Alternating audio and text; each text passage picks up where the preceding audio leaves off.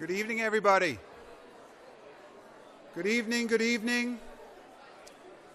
If we could please find our seats and settle down.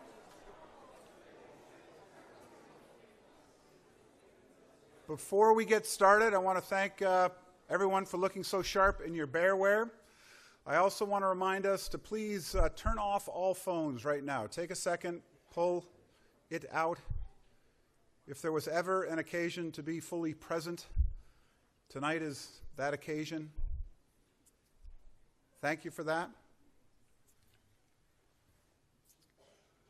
And it's good evening to everyone here, and welcome to our 2017 All-School Read presentation. It's also a welcome to our extended Berkshire family of alumni, parents, and friends that are watching worldwide on our live web stream of tonight's presentation. And it's my great privilege to welcome you to the next installment in a great opportunity with Andrew Forsthoefel around our all-school read. We read as a school this year, Walking to Listen, 4,000 miles across America, one story at a time by Andrew. It was just published in March of this year, and the book tells the story of Andrew's journey walking across the United States and the many people whom he met along the way. After graduating from Middlebury in 2011, Andrew was ready to begin his adult life, but he wasn't sure how. So he decided he'd embark on a cross-country trek, one where everyone he met would be his guide. Traveling by foot, exclusively by foot, with an audio recorder, a backpack, and a sign that read, "Walking to Listen," Andrew had conversations with people from Pennsylvania to the Pacific, all the while asking the question, what would you tell your 23-year-old self? The answers he received depict snapshots of a collective national identity. They illuminate the stories of people from every walk of life, and they show us how the simple power of listening can create connections between us all. Today, Andrew is a writer, a radio producer, and a speaker. He facilitates workshops on walking and listening as practices in personal transformation, interconnection, and conflict resolution. Quote, "These are my offerings to the collective journey," he says, "our journey of being alive here for a moment together." We look forward to Andrew's presentation. He's excited to leave time at the end for questions from the audience, and we'll direct the questions down to the mic in the front here. So please welcome me in welcoming Andrew Forsthoefel back to Allen's stage for this year's all-school read presentation.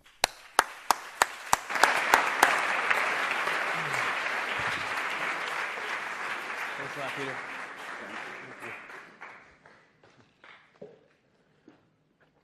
Thank you. Hello again. Hey, we made it back from the wilderness. We're in the village again. You're like, I was just on the quad. What are you talking about? Curious about how your journeys went, and any offerings that you might have, any insights you may have gleaned for us, we can dig into in the last part of our time here together tonight. But first, I want to tell you a couple stories and share some more about my experience as an apprentice to this practice of listening. And yeah, I was thinking about just beginnings.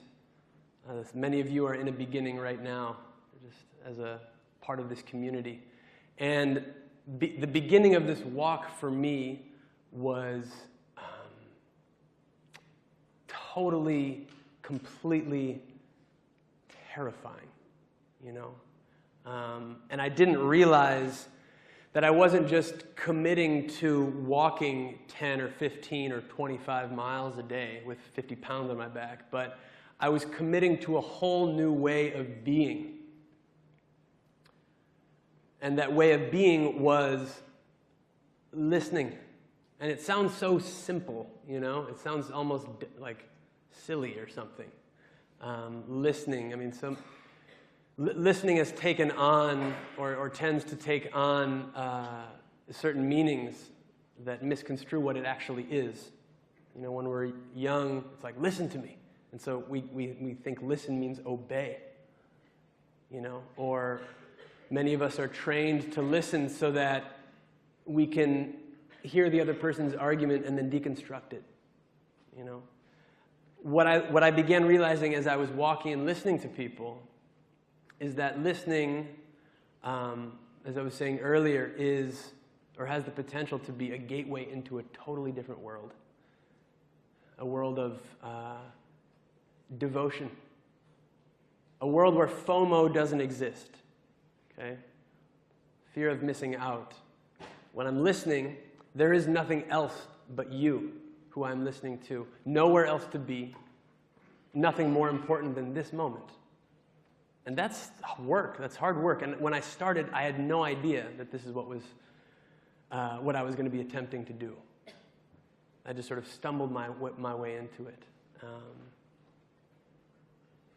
The beginnings, the unknown, uncertain, so much doubt and fear. Is this even worth it? No one's telling me to do this. Should I anyways?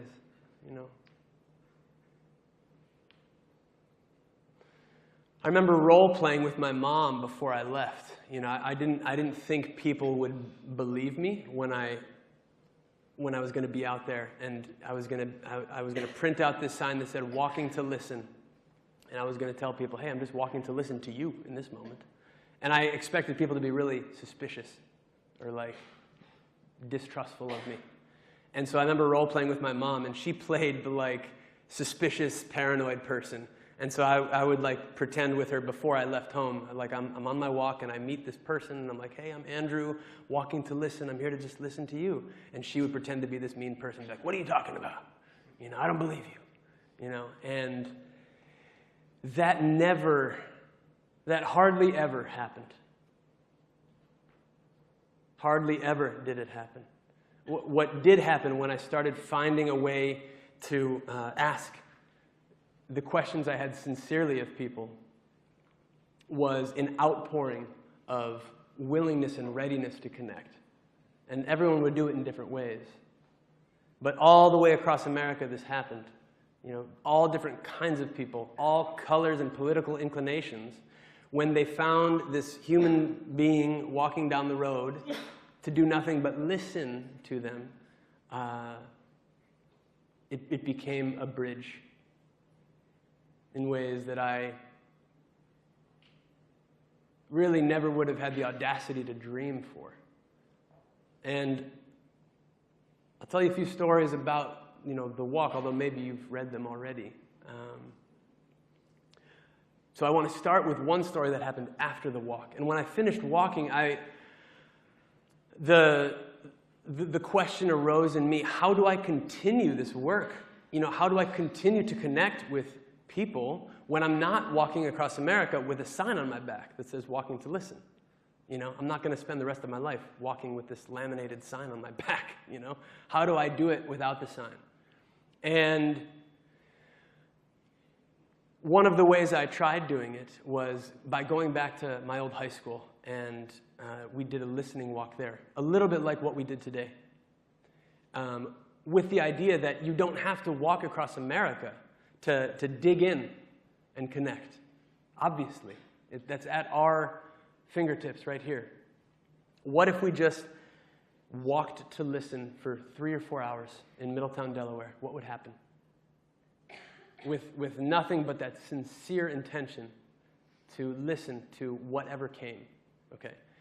So I roll up to my old high school and I'm like, "Hey, I want to do this walking to listen thing. Anybody in?"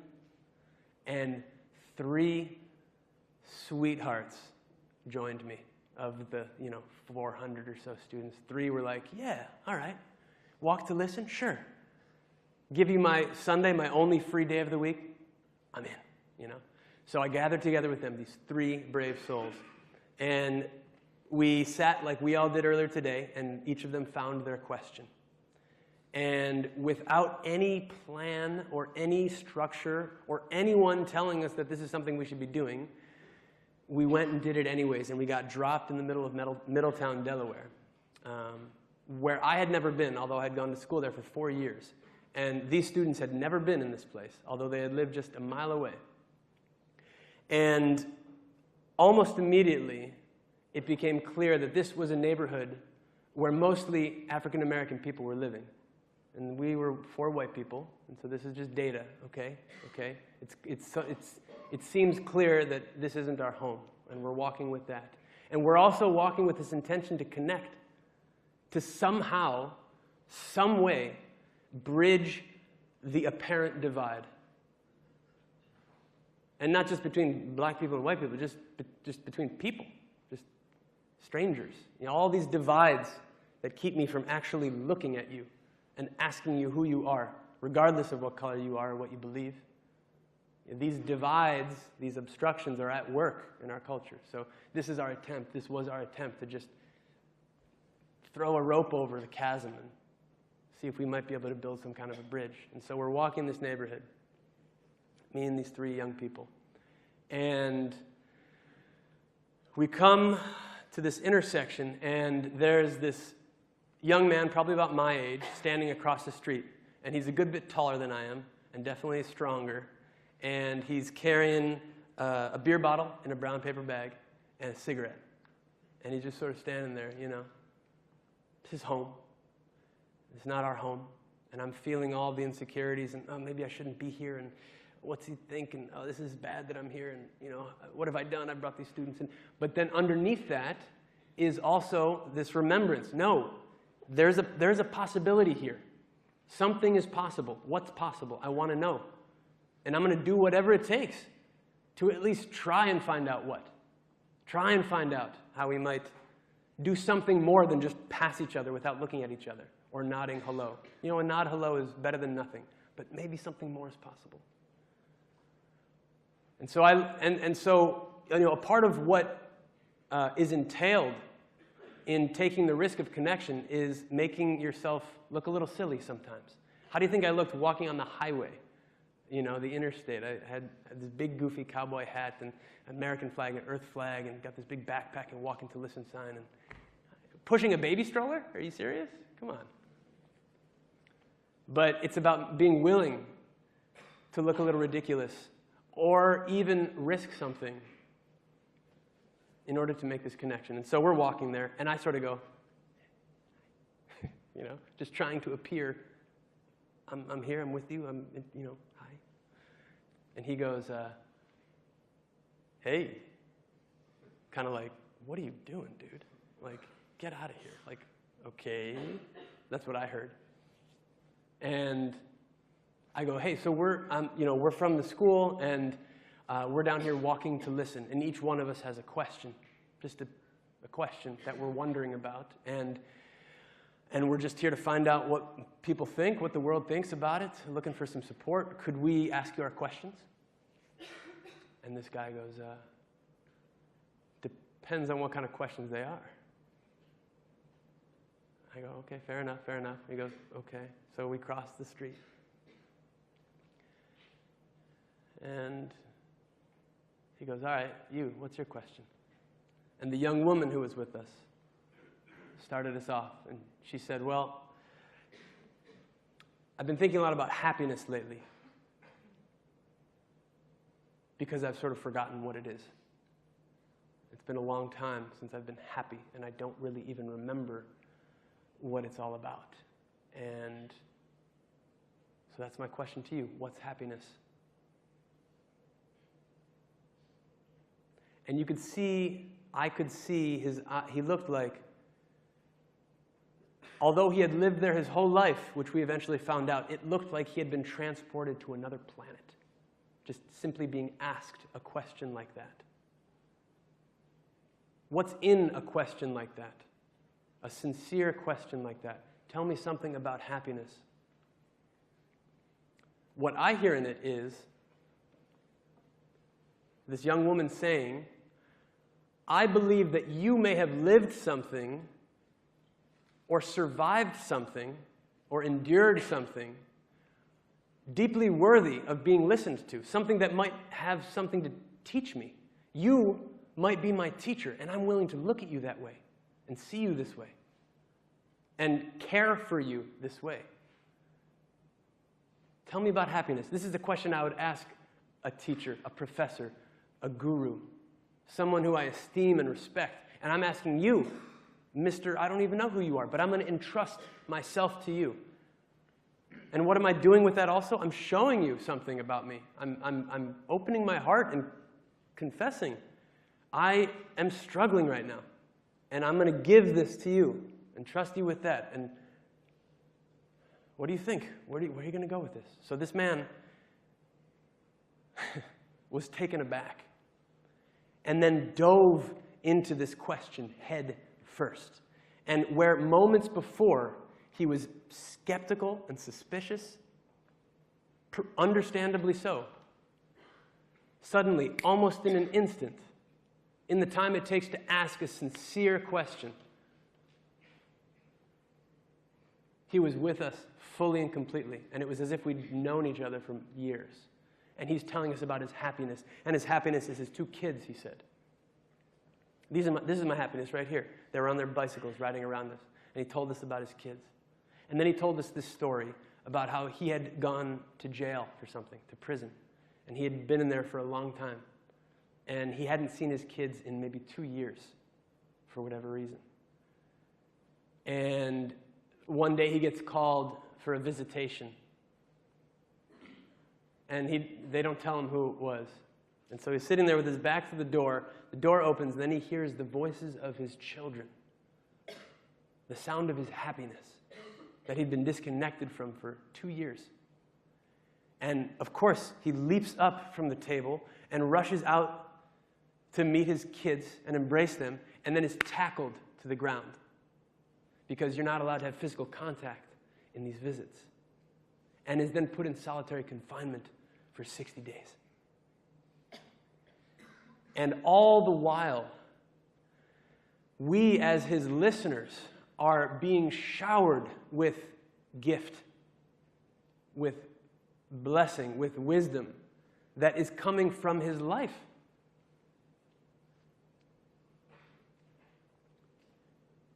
We're being enlightened to the state of this country we call our home. We are being illuminated by this man, this human being's experience. And we're not reading about it in the paper, although that's a worthy thing to do.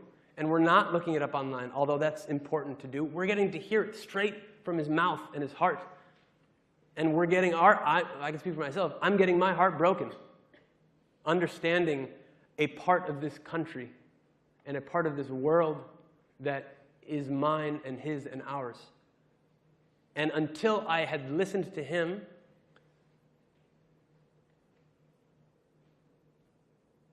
I just didn't know. I didn't know it like that. It's like each one of us is privy to a corner of the universe that no one else is privy to. And until you listen to each person, you don't know the full story, you know. And so we're getting this man's full story, and he's laying it on us, and he's entrusting us with it. And notice the way that trust begets trust. She trusted him. We put ourselves out there. We don't know what the heck we're doing. Is this going to are they going to hate us? I don't know what's going to happen, but we're going to try. And then she entrusts him with this question. And then he trusts us with this story. And it flows like osmosis. And he finishes his story, and then he sort of like, it's almost like he surprised himself. And he was like, what's your question? Lay it out. You know, I want more of this. Give me another one. What you got? I like this. You know? And maybe he had been waiting. Had he ever been asked a question like that? Had he ever been so deeply seen and respected like that? I don't know. I don't know this man beyond just this moment. How many of you have been asked a question like this? How many of you have asked questions like this? This is a technology. This is a gateway into deep connection and wisdom. And so he's like, give me another one, come on. And he goes, you. And so this young man says, well, I've got college coming up and all these college applications. You know, I'm supposed to tell them who I am, and I don't really know who I am. And I don't know how I'm even supposed to know who I am. And so my question to you is, how do you know who you are? And the man dove into it again, as you can imagine. It's the simple gift of seeing somebody deeply, beyond your stories about them. And what do I mean by stories? I mean all of your assumptions about them, your expectations of them, your desires for them to be a certain way. And when you let go of all of that and are ready and willing and then able, because it is a skill. Some of us aren't able to do it. If you've cultivated the skill to see someone deeply in this way, it's like treasure. It's like there is no question about why am I here and what is the meaning of life. That's it. It's self-evident. We get to experience this together. The beauties and the uglies, all of it. That's our inheritance.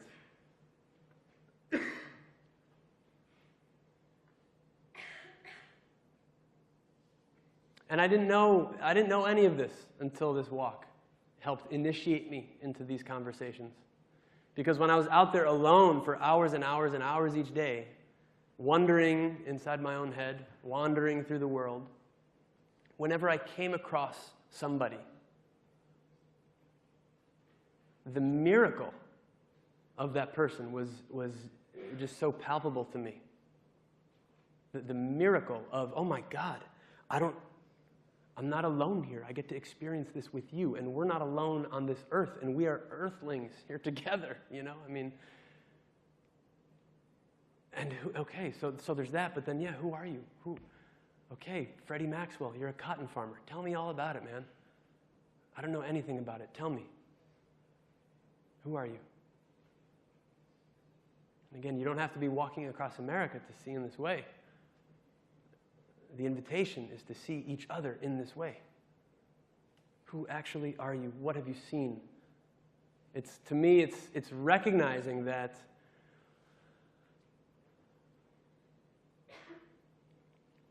I can't do this thing alone, you know. I couldn't walk across America alone. I can't live my life alone. And I'll never fully understand it until I get to hear your voice about it. Yeah, that gift of being deeply seen, welcomed, respected. You know, you're not playing hard to get. There's no matrix of question and answer that I have to get through in order for you to receive me. You're just receiving me. That's how I was trying to show up to people. And failing a lot of the time.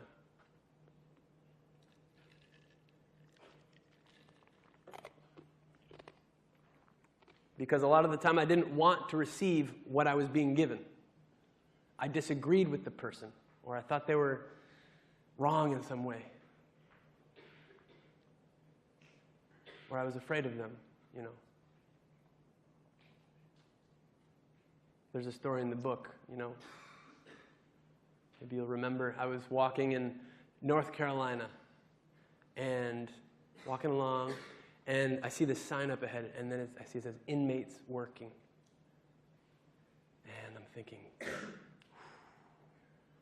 there's no driving past this one. I can't, there was nowhere to walk, nowhere to avoid the situation. So I kept walking and walking. My mind is totally freaking out about what are these prisoners going to do to me, you know. And I come upon them, and they're women, first off.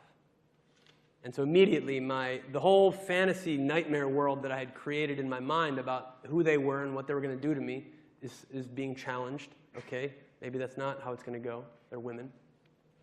And I come upon the first woman, and she's picking up trash, you know.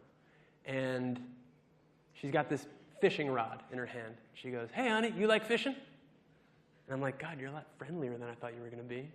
That's the first thing. Second thing, do I like fishing? I guess. Sure, yeah. She goes, you want this fishing pole? And I'm like, I don't think I want to carry that, but I'd love to walk with you for a little bit. She's like, okay. And I walked with her in this group of women.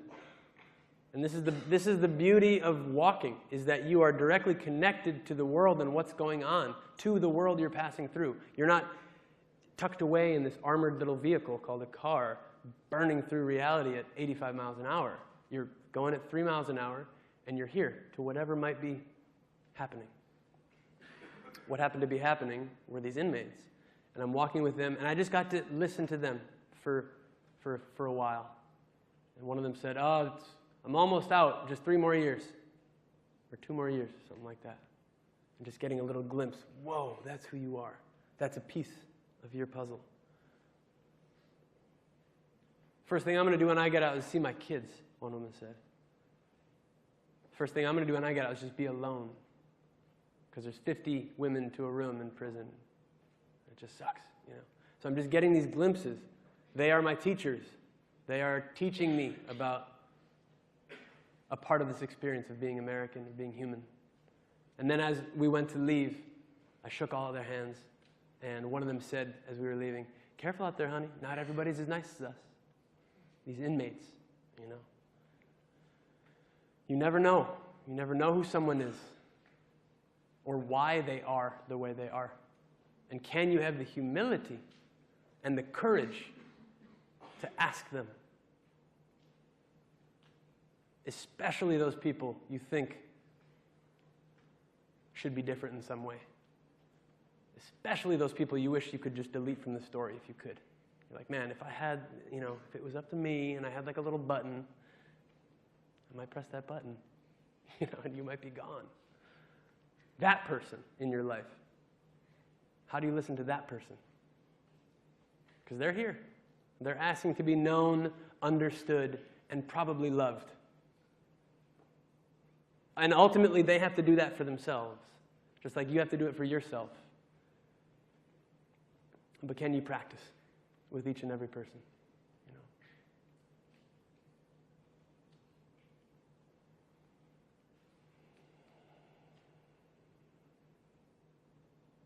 I'm thinking of Selma, when I walked through Selma. And it was in Selma that I began to realize that this listening thing is more than just a powerful personal transformational tool. You know, it's more than just some spiritual practice that I can engage in. But it's something that the country needs as a society and as a culture, listening. So in Selma, somehow or other, word traveled through the grapevine that this young kid was walking through with a backpack, and he's listening, and he's walking across America. And the police chief of the town welcomed me when I crossed the Edmund Pettus Bridge and put me up in a police trailer. And I spent 3 or 4 days in Selma just bouncing around like a pinball, like a listening pinball. And I was listening to anyone I could. And the first black mayor of the town somehow heard about me. He wasn't the current mayor, but this man had been elected a few years before and was the first African American to hold that office. And he invited me out to dinner. And as we were driving to this Chinese buffet, I asked him, I was like, what did I do to deserve this, you know? And he said, you walked. And you listened. That's how powerful an offering it is. And that's how rare it is. That's how rare this practice and this willingness is. So rare that when someone comes into town who's just, I'm the walking listening guy, you know, he gets treated to dinner by the former mayor of the city and schooled by this man. And I'm sitting in this car just in a master class with him. James Perkins is his name. And one thing he said to me that has stuck with me, and it's in the book, he said,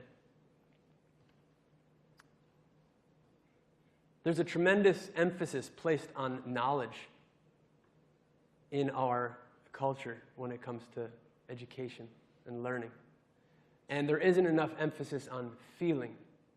So it's one thing to know what you know about your history. And it's an entirely other thing to feel what you feel about it. And you can take that into your personal experience too. It's one thing to know what you know about yourself. It's an entirely different thing to actually feel it, to feel your life deeply, all aspects of it, inclusive of that vulnerability I was feeling earlier. And it's still here, you know. And I know it's not just me. It's one thing to feel what you feel about that history. And until you feel what you feel, until we feel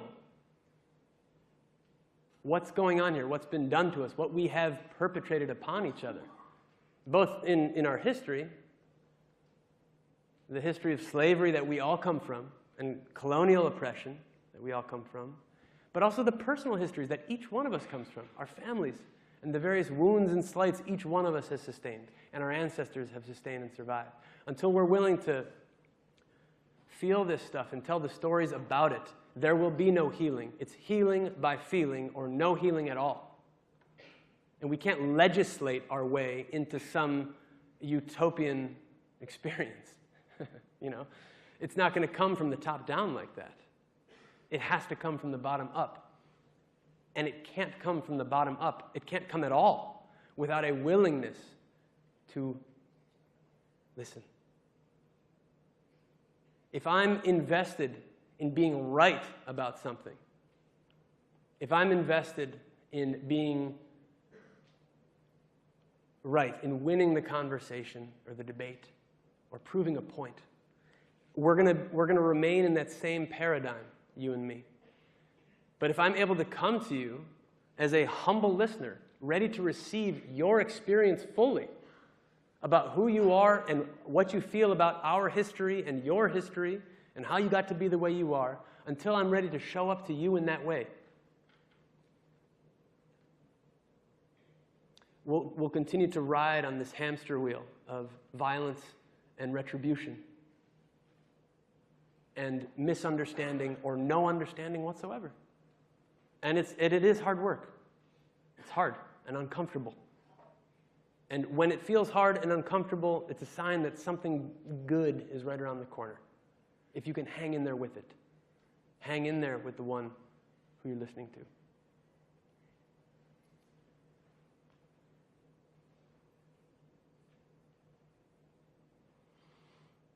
Yeah. There's a beautiful world that's possible here.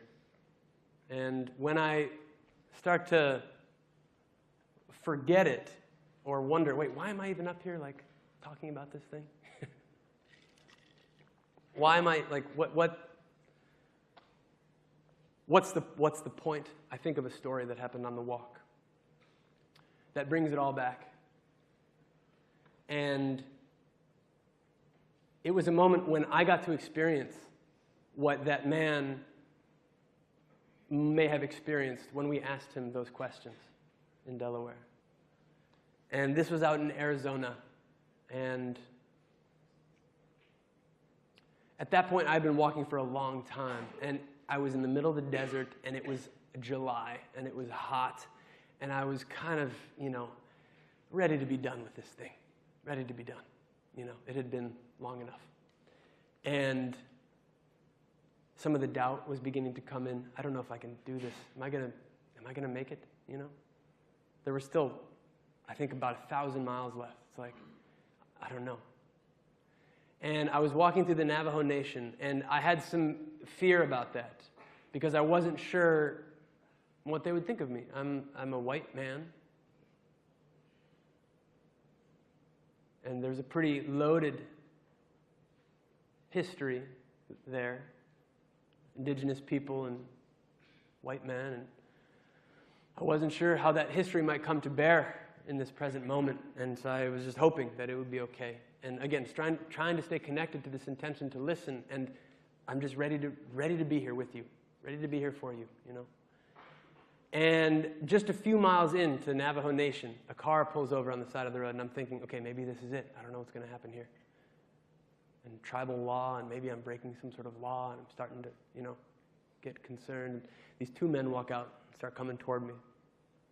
And they wave. And they've got a big plastic grocery bag. And they hand it to me, and I look in, and it's filled with Snickers bars and water bottles. And they said, yeah, we saw you like a week back, and we can't believe you're here now. Our house is just down the road, and we figured you might need a snack or something. You look pretty tired. And I was like, oh my God, thank you. How did you know? You know? And they invited me into their home, and they got the word out that there was this guy walking across the reservation listening, and it went out on the Navajo radio station. And people started stopping on the road over and over again to give me food and water, and some people even gave me money. These people who probably didn't have much money to give, gave. And I'm just receiving at one point, more food and water than my souped-up baby stroller could carry. You know what I mean? I'm like, guys, this is great, but it's like too much giving me. And finally, at one point, I was at this gas station in the middle of the desert and just sort of taking a rest, drinking some iced tea. And this old Navajo grandmother came up to me with her granddaughter and said something to me in Navajo. And her granddaughter translated. She said, Grandma wants to cook for you. Because you're the guy we heard on the radio station, right? I was like, I hope it's me at this point. Grandma wants to cook for you. I said, okay. And we figured it out that I was going to be getting to their home in like 2 days or so. It was going to be like a 2-day walk. For them, a half-hour drive, you know. And I would walk there for 2 days, and we would meet at noon on the second day. And that was the plan. And when that day arrived, I was running late. And I'm thinking, you know, there was this feast or something, or she was going to cook, and like now I'm going to be late, and I'm putting her out, and oh, this is terrible. But there's nothing I could do. I couldn't walk any faster, you know. So I kept walking, and it's like 2 o'clock, 3 o'clock, and finally it's like 5 o'clock. Coming down this big, expansive valley. And I think where I'm supposed to meet her is somewhere up ahead, and I don't see anybody, see anything. And then in the distance, I start to see a little glint of something, and I'm getting closer, and I realize it's like 20 cars, maybe a little less, like 15 cars. I'm thinking, what is all that? And I get a little closer, and I see a party tent. And I'm like, what is going on? And finally, I pull in, and there's a whole group, a whole gathering of people here. And one of the women said, there you are. We've been waiting for you. And what I think she probably meant was, you're late. You know, like, we've been waiting, dude. But it had something to it. We've been waiting for you. And they had spent their entire morning cooking food for this person they didn't even really know. And they'd spent their whole afternoon waiting for him and gathering together. And then now that he was here, celebrating him.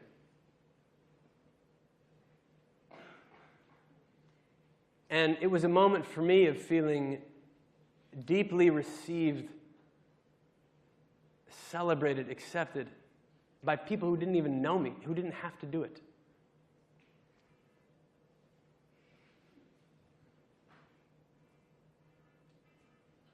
Is it over? Time to wake up. So what would it look like?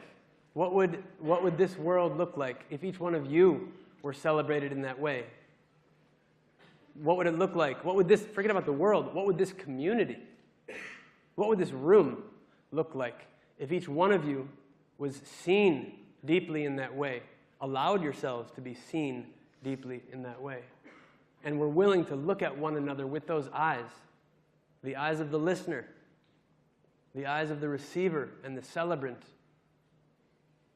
the eyes of I care about you and where you're going. And I want to know who you are, and thank you. And I say that now to each one of you, thank you. Yeah, thank you. For being here, for walking this journey that isn't always easy, that often isn't. Thank you for walking this afternoon, and for bringing something back to us now what you experienced then and what you experience always isn't just for you. At the end of my walk, those two men who gave me the Snickers and the water, they drove out to California. And if you did your homework, you already know this. I'm about to tell this story. They said, we want to help you finish. And they drove out and did a ceremony for me at the end. And James and Chris and Michael met me there and were drumming and singing. And they brought me into this big circle of people on the beach who welcomed me. And then they walked me down to James, who was this grandfather, this old man. And he said, when you walked through our land, I called you Boy Who Walks. And he had a Navajo name for it. And he said, but now you got a new name. Hastini Ha Nagahi, man who walks for us. And that is the invitation for all of us to become. It's a name I try to live up to each day, and it can be yours. Man who walks for us. Woman who walks for us. How would that change the way we approach one another if I weren't just walking for me, me, me, you know? And what if it were for us? So you were walking for us, realize it or not. And I'm curious to hear about what you learned in the walk today with your question and with the prompts. And I invite any brave souls to come share a question. Question for me about the book or the walk or your walk or an insight, an offering. Remembering that whatever you share, you never know where it's going to land in someone's heart in this room, or who it might serve. All right. And there's a microphone right there if you want to. All right. Thank you. I was wondering how you would correlate the word nirvana, or if you would correlate the word nirvana with your journey, if like that was what you're trying to achieve or something close to it. Yeah, great. Question was, how would I correlate the word nirvana with my journey? I don't know much about the word itself, nirvana. I know that from some tradition, it indicates heaven or something like that.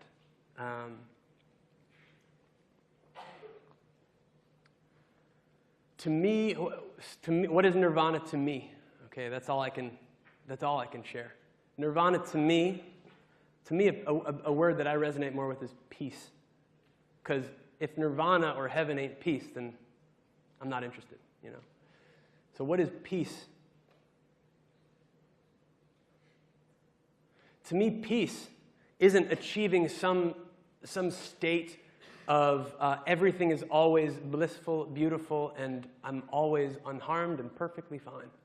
You know, peace is arriving at a place where I am ready and willing to know everything. And by know, I mean experience. I'm ready to experience the thunder and lightning and rain and the sunshine too. I'm ready to incorporate and include all pieces of myself. I'm no longer trying to banish certain parts of myself. I'm finally, all this running away I've been doing, I'm stopping and I'm ready to say, hey, who are you? I'm tired of running. I want to know who you actually are. Doing that inside with myself and doing that with all of you and everyone I meet. It's the end of seeking something else and finally stopping and saying, okay, I'm tired of wondering about who I could be. I want to know who I am. And I'm tired about finding someone else. I want to know who you are and what this is. And so this journey for me was kind of a way of forcing me into that question. Because by walking, it became abundantly clear. There was nowhere else I could go. You know, I couldn't drive or fly anywhere else. I was just here. I was stuck with myself and wherever I happened to be. And what I began to find there was that I had everything I needed. I didn't need to be anywhere else. I didn't need to be anyone else. If I was grumpy and doubtful and freaked out, that's who I was. That's okay. If connection was flowing and sort of a remarkable story that I might write about one day, great. All equal. All a part of the story. The walk for me was my initiation into this perspective. I think nirvana or peace is a perspective, which means it's available at all times. A perspective is something you put on like glasses, and then all of a sudden it's clear.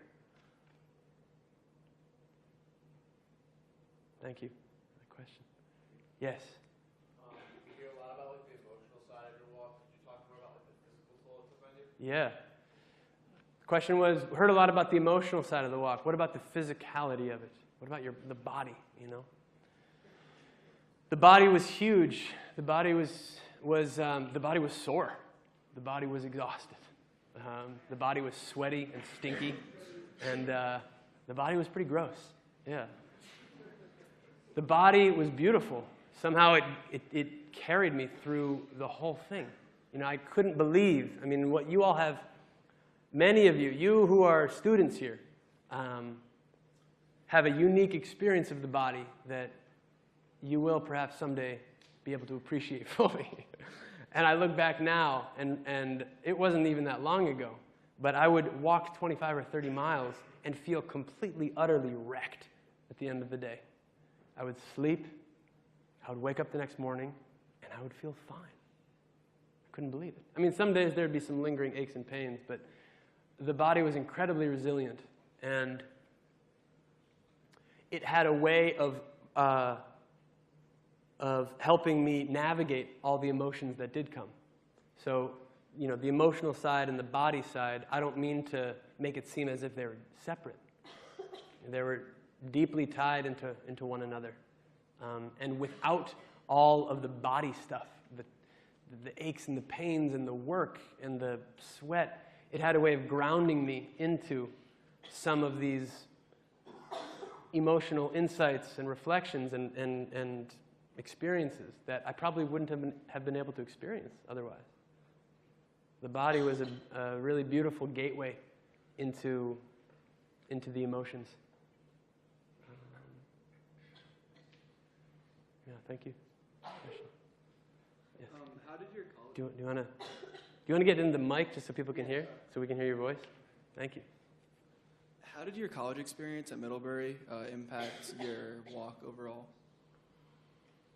Good one. And what's your name?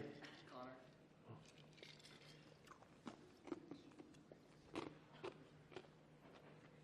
How did my Middlebury experience influence my experience of the walk? I think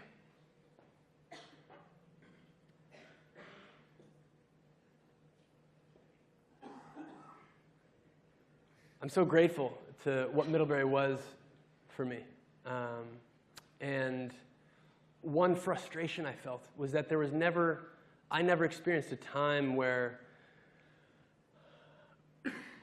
in the classroom with these other human beings in the room where we were able to sort of look at one another and say, okay, well, we're talking about the human experience through creative writing or philosophy or mathematics or whatever it was. We're talking about it, but what about the experience itself? Like, what about your direct experience of it right now? Who are you right now? What is your experience of what Walt Whitman is writing about? Or what is your lived story of what Camus is wondering about? You know, and a place where we could sort of take off some of the masks and ask those sincere questions, not about philosophy, but about you and me. And it was sort of assumed that we knew how to do that. And what some of you may have experienced during the walk today is that it's kind of hard to do that, right? I mean, how many of you were able to find a question and then ask it sincerely? Anybody? Sweet, some people. How many of you felt uncomfortable and freaked out and weren't sure how to do it? Yeah, me too. It's hard. It's hard. And it doesn't tend to be taught, you know. And so at Middlebury, I was curious, you know, how can I learn this? At some level, I was wondering that. I was wondering it in terms of coming of age and being an adult, and how does that happen? And I want to ask people this. And as I went, I came to realize that this is a language that needs to be taught. This listening thing is a language that needs to be taught, just like Spanish or Chinese or English. You know? Yeah, and also, you know, there were a few professors at the school who guided me on my path, and the walk wouldn't have been without them. So, thanks, Connor. How about, yeah, come on up. And also, as he comes up, I'm curious to hear about what you harvested out there. You'll get a chance to talk about it in your groups tomorrow, I hope. But in this moment where we're all together, you know, what came up for you during the journey? Any obstacles to the experience, breakthroughs? You know, come back into the circle and share your bounty with us. Thanks, my friend. Yeah. You mentioned it earlier today, but the question is, how do you listen to someone that doesn't want to be heard? Like, you said something about it, but you didn't really answer the question. Yeah, thanks. You were listening. Cool. Yeah, my friend asked, you fired my question back at me, and my question earlier was, how do you listen to someone who doesn't want to be heard? And that's a juicy one.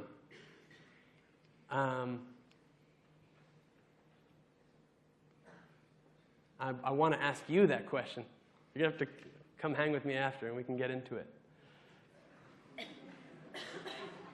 My best answer at this point, yeah. My best answer at this point, because what this is, and this isn't some, you know, this is what I mean by get into it is we can get into the wondering together. We can enjoy the feast of asking questions like this. I asked a question, and my friend just brought it back to me, and what a beautiful thing. And let's enjoy it. So that's what I mean. If you want to do that, I would love that. What I would say now, how do you listen to someone who doesn't want to be heard? Trust that I would trust them. I would trust them. I would trust that they will sing their song when they're ready. And I would try to hang in there with them and wait as long as I could, respectfully. And then I would also take care of myself, you know? So I'm not just going to be, I mean, for me, listening isn't just some sort of, in my experience, it's not just like, okay, I'm here, I'm at your disposal for as long as you need, and tell me what you got, and I don't care about anything else. You know, I'm here to receive you and honor you, and honor myself and respect the fact that I have limitations and I have needs too, and I get thirsty and I get tired, and so I would try to balance that. You know, I would try to balance seeing this person deeply and knowing that their silence is a song. You know, I would be trying to check my assumptions about what sharing is supposed to look like, and remember that, okay, this is how they're showing up, and this is worthy too, and take care of myself and say, at some point, you know, if I needed to bow out, I would do that. Just that fine line. How much time do we have? I want to just 0 minutes, did I hear? Couple more questions, yeah. And I'd love to hear any of you, any questions that are alive for you, sure, about my walk, but what came out in yours? What came out in yours?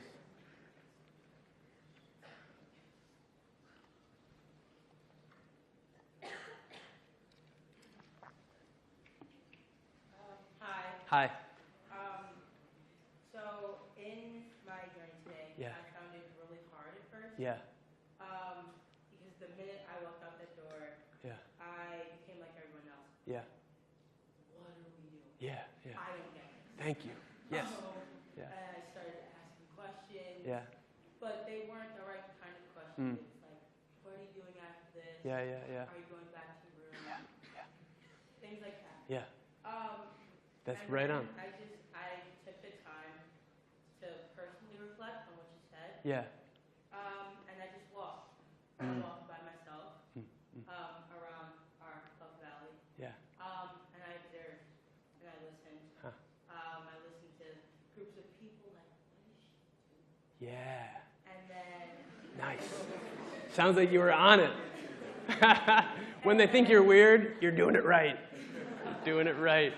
and I also observed people that were having really deep conversations Yeah, cool. about absolutely everything. Cool. I saw people leaving from one small group and going to another small group. Yeah, yeah. And I also just saw some people by themselves. Hmm. And what I got from that was that our community, we are very big on community and the idea of everyone being together. But within our community, we do have some divides and some things that may not be common ground. But I think that if we try to work on them with your idea of listening, that we can better our community. So that's what I got. Nice. Beautiful. Wow. Awesome. Thank you. I love that. I love that. That's fantastic. See, that's what I love about that is it feels like a journey to me. You know, the beginning of what? It's just, I got to get out of, and you hang in there, and look what happens. 45 minutes. Awesome. Thank you. Maybe one or two other reflections. Tucker. So you and I, as well as me and a faculty member, spoke a little bit about the root of certain processes and certain things that you do in your life being rooted in selfishness, although they might seem to be shrouded in selflessness. And I just hoped you could speak to that a little bit, just kind of reiterate, because I thought that really helped me learn a lot more about you and your intentions here and with your walk, and also learn a lot more about myself and what I do, and how things don't necessarily have to always be rooted in selfishness. Tucker's question was asking to elaborate a bit on selfishness and how something that can seem to be selfless might actually have selfish intentions at the root of it. And we talked about this during the walk in a lovely way. And the first thing that came to mind was that it is a powerful gift to be able to receive deeply from somebody. So wrap your mind around that one for a second. You are giving someone a gift when you are able to receive something they are sincerely offering, which is not a license to just be like, all right, so like, give me stuff, because I'm giving you a gift if I take it. It's not like that. It's just when someone is ready to give something to you of their own accord, and you know how to receive it, and it's a skill, to do anything but receive it is a violence, is a disconnection. And so learning how to receive. So at the root of the question or the discussion is this idea that it's not okay to receive something from the situation. And what I shared was that on my walk, I was forced to receive over and over and over again and deal with those parts of myself, by which I mean get to understand those parts of myself that didn't think I deserved to receive all of the kindness and stories and shelter and food that people were giving me. I got to look at that part of myself. Whoa, there's a part of myself that doesn't think I deserve this. I get to be in relationship with that and really question that thought. The part of me that believes, it's too much or it's not. No, and it was coming to realize, wow, in receiving people's hospitality, they get to experience themselves as givers. As givers. They get to experience themselves as having something worthy to offer. And so to just remember that as you receive, you're also giving, and vice versa. And then to trust that even if you don't fully understand your intention behind something, and even if your intention may be sort of contradictory, you may be doing, we were talking about the idea of like waving to someone, and maybe there's this intention to connect and make someone feel seen and loved, but maybe there's also this intention to, be liked or something like that. And basically just this idea of it's okay. It's okay if the intentions conflict and contradict each other. It's not a reason to sort of stop. Like, you don't have to be perfect. You don't have to be perfect. You don't have to be a master dancer before you get out on the dance stage and start doing your funky dance. You know what I mean? Don't wait. Don't wait till you're perfect. It'll never come. You're already perfect. Think of it that way. You're complete. And you're just right. And now let's hear who you are. Let's hear who you are.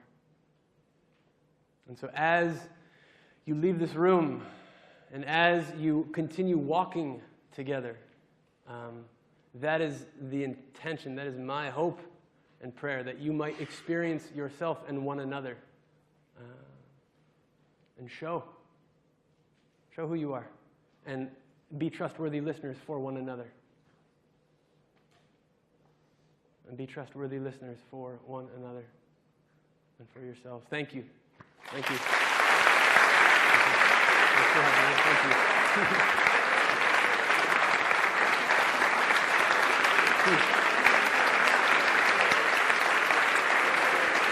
Thanks a lot. Thank you.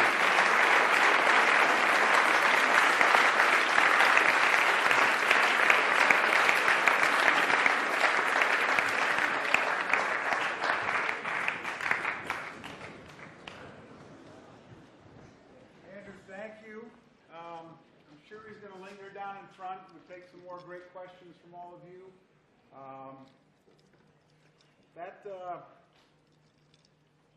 That middle space for us as a school is what I'm hoping that we can carry forward. That giving of yourselves, being grateful when that gift is given to you, and for a whole school community to kind of sit in the middle of the vulnerability between both of those, the gift and the receiving.